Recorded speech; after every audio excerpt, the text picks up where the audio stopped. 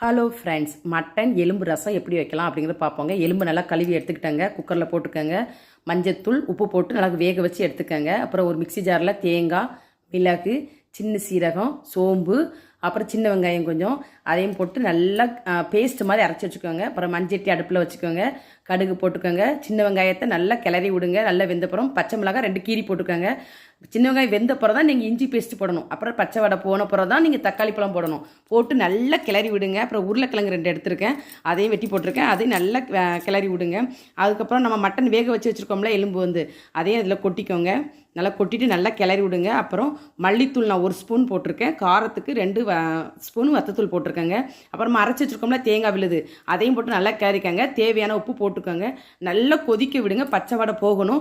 நல்லா கொதி வந்தப்புறம் பார்த்தீங்களா, நல்லா கொதி வரணும். எண்ணெயும் பிரிஞ்சு வருது பாருங்கள். அப்புறம் முடிஞ்சிடுச்சு. அப்புறம் அடுப்பு ஆஃப் பண்ணிவிட்டு மல்லித்தலையும் கருவேப்பிலையும் போட்டு இறக்கிற வேண்டியதாங்க.